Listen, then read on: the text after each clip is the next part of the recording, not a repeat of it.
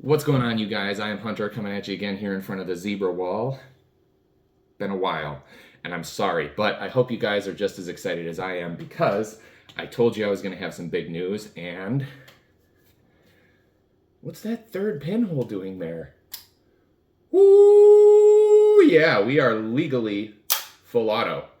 My company, Raw Wolf Machine Works LLC, is a fully licensed Type 7 FFL and Class 2 SOT, which means that Zastava, a post-86 dealer sample, is fully legal and registered with the ATF. We're not going to be talking about that gun today. That's going to be for a later video, but we're going to be talking about the Wildey Survivor today, the Bronson hand cannon. Now, a couple of people have done videos on this. Ian McCollum used one in a backup gun match, and Life Size Potato kind of has a review and just his overall thoughts on the gun, but I haven't seen anybody do a video on how to maybe get yours today and a little bit more of an in-depth look at how this thing works, because it's actually pretty cool. So we're going to go over a real brief history of this gun, how it works, and how to maybe get yours today. So this thing was designed in the 70s by a fellow named Wildey Moore. It is a Magnum caliber gas-operated semi-automatic pistol. It is an annular gas piston that operates a 2-lug rotating bolt. Like I said, it's really cool. It's got a 7-round detachable magazine. These things are available in 475 Wildey mag, which is the caliber that the Death Wish 3 gun came in. 45 Winchester Magnum, which is what this is chambered in today. They were also available in 44 Auto Mag, 9mm Winchester Magnum, and 45 Wildey Magnum. Those are a bit more rare. These were made by Wildey Firearms until about 2006. Don't quote me on that. I'm not an expert on the history on this thing, and I really hope Ian McCollum does a full video on this thing, because I'm honestly kind of curious myself. I've also seen a couple of them come up for sale on Gunbroker, made by Colt. I don't know if those are like either fakes or prototypes or whatever, but I have seen them. Like most people that own Wildey Survivors, I bought this because of Death Wish 3 with Charles Bronson, where he basically made this gun a character in the most awesome shoot-'em-up 1980s B movie ever. Like, they spent the majority of that budget on explosions and stunts. It's pretty legendary. You should go check it out. But let's get into a little bit on how this thing works. Like I said, it is a 2-lug rotating bolt. And we'll bring the camera in here and zoom in a little bit, and I'll actually show you how it works up close. All right, you guys. Now, the way this thing works, like I said before, it is a Oh, shit. All right, so like I said, this thing is a gas-operated pistol. So you have your adjuster right here, and then this is your gas piston. Pushes back on the slide like this. So the way this thing disassembles is pretty similar to a 1911. This here is your slide stop right here. So first things first, take out your magazine, make sure the pistol's unloaded, and then you pull. Oh, this is hard to do on camera. Pull the slide back, maybe. Pull the slide back, pull the slide back. There we go, until you reach that point right there, and then your slide stop comes out. Let it forward slowly, and your upper and lower half separate.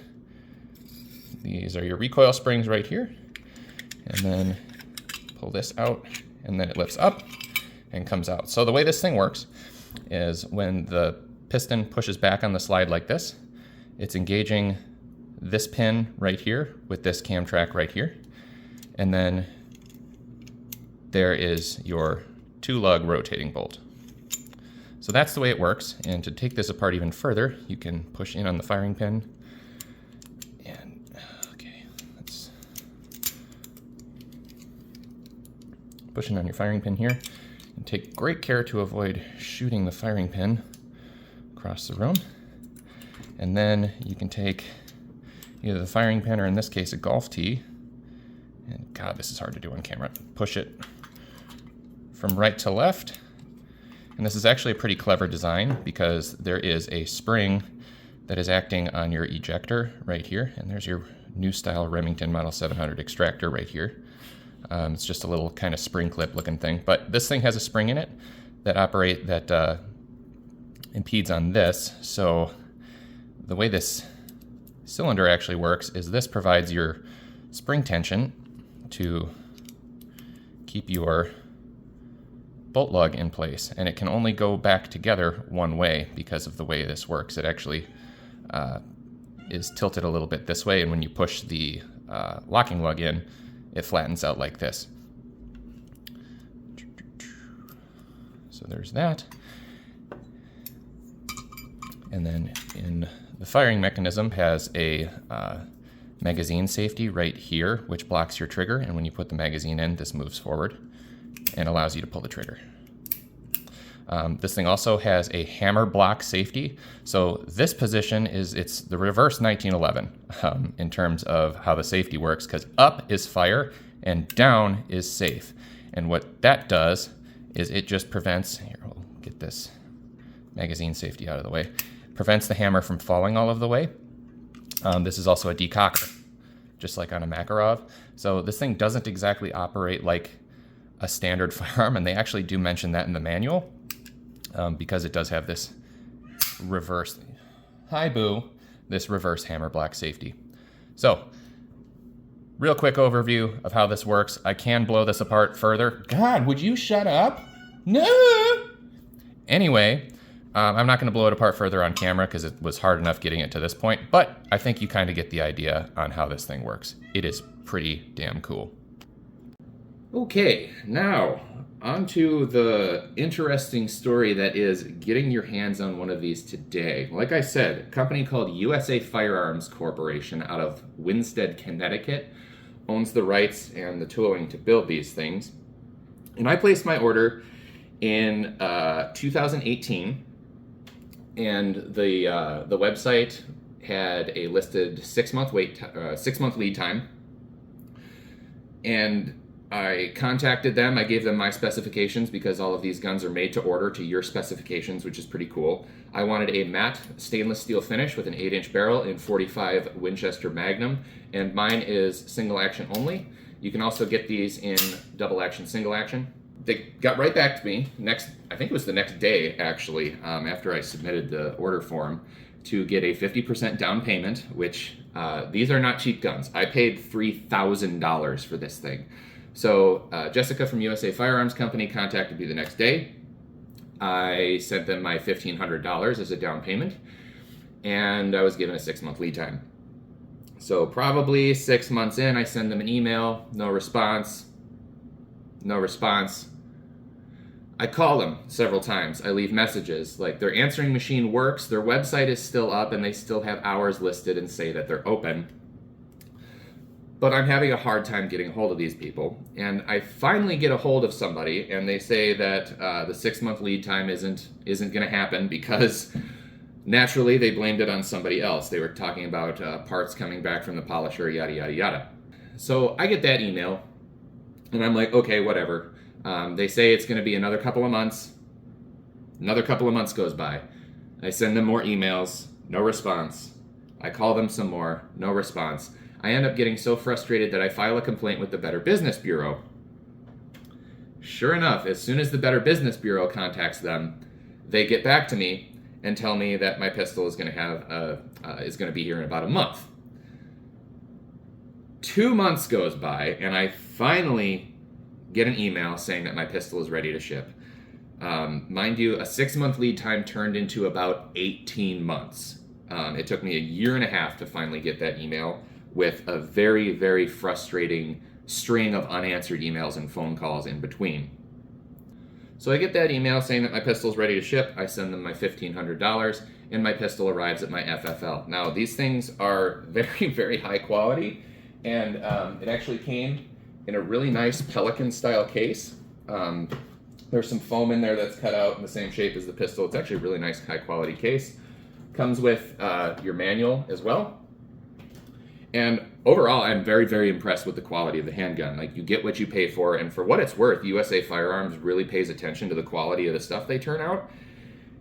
It's just their customer service that leaves quite a lot to be desired. But I initially had a problem with one of the recoil springs. The end of it had kind of bent over, and it caused the pistol to bind up. They were really responsive once I had the pistol in my hand. Initially, at first. We'll get into that in a bit. But they sent me a pair of recoil springs. Bob's your uncle. Pistol worked just fine. I've had pretty good luck with reliability on these things. These things are pretty infinitely adjustable, so the only problems I've ever had with reliability are based on how the gas system was adjusted. But once it's adjusted to a particular cartridge that you're using, I found that it works pretty well. This thing doesn't kick hardly at all. The muzzle flips up really high because it's a very high pressure cartridge, but there's this huge mass moving back and forth that really sucks up a lot of the recoil, and it doesn't kick so much as it kind of manhandles you and pushes you around a little bit. I am actually really impressed with how this thing works, and for $3,000 I better be. But I had another problem with a bad extractor. I'm not sure if it was just a fluke or whatever, but I contacted them again, told them about my bad extractor. They got back to me fairly quickly, again, and they offered to either send me a replacement extractor or to send the upper half into the factory and have them replace the extractor. So because it was a brand new pistol, I opted to send it into the factory and have them fix it themselves. COVID hits right after I send it in. And I can't exactly blame them for the long lead time on my repair because of all the craziness that shall not be named. But it takes me about 6 months to get my my upper back. It was naturally damaged in postage, but that wasn't USA Firearms' fault. That was the post office's fault. After I got the upper back, this thing has worked pretty reliably for me ever since. Like I said, the only problems I've ever had are with the gas adjustment because it just wasn't tuned right for particular cartridges. Now, to kind of give you guys an idea on how confident I am in the design of this pistol, I did actually have a catastrophic failure of a hand load in this thing. And I'll show you guys that if I can find it. Oh, there it is. So this was the last round of the day, and fired the gun. It sounded different, and suddenly my hands hurt, and I looked down, and it had actually blown off the right grip scale, and the slide was actually bulged out in the back and cocked off to the side of the rails. And I'm not 100% sure what happened. There's a close-up picture of what this cartridge looks like. But this thing was in battery when this happened, and the pressure was so high that it actually extruded the brass into the headspace of the cartridge and vented out the back, which is the strongest part of the cartridge. So it was a catastrophic failure, and I managed to get the gun home, and I got the slide back on the tracks and actually pounded the gun open with punches and found that the only damage was the extractor because the pressure was so high it had actually extruded the brass out into the bolt face and bent and annealed the extractor in its kind of fully expanded outward position so it wouldn't clip over a cartridge case again. And I contacted the company about sending them my gun for repair again, and it's not under warranty. This is my fault. I was just going to offer to pay them, and no dice. I contact them several times, still no response on getting my gun repaired. And what's kind of funny is that in the manual itself, under modifications and alterations, it says, quote, "Your Survivor is an expensive and unique firearm. Most gunsmiths will never have even seen one before, let alone worked on one. Treat your Survivor like it deserves to be treated and return it to the factory when service is needed." And I took that personally. So I blew this thing apart because I could not get a hold of the factory to actually work on it. And I figured out that this thing uses new model Remington 700 extractors. So I managed to get the extractor out of this thing, ordered a replacement extractor, hand fit it with some files and sandpaper, and Bob's your uncle. I managed to fix this thing myself. It has worked, like I said, it's worked reliably ever since, and you can tell by the amount of wear on this thing. I shoot the shit out of this thing. I bought it to use, and I take it out into the woods hunting. I shoot with it very often. Now, I only have about 400 or 500 rounds through this thing because it's pretty expensive to shoot. But overall, I really like it. The only complaints I have are basically how it's not. Ian says it's basically made up of sharp edges, and I'm not sure if USA Firearms actually fixed this. Oh. But this edge is more rounded, but it's still a very pronounced like hump.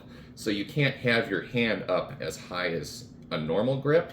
But once you actually kind of shift your grip downwards and adjust it to the chonkiness of this gun, it's actually pretty comfortable to shoot, and I really like it. So in terms of the quality of the gun,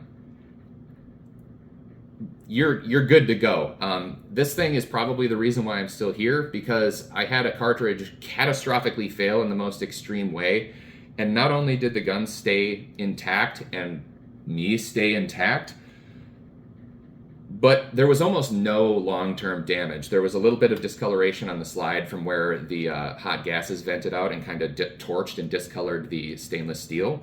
But apart from that, the gun still works. I've had this thing out to the range since then. I actually machined a Weaver rail for this at one point, and I had an old school Aimpoint Electronic Mark III. I'll show a picture right here. It was the most wonderfully 80s gun ever. But it also weighed 6.5 pounds.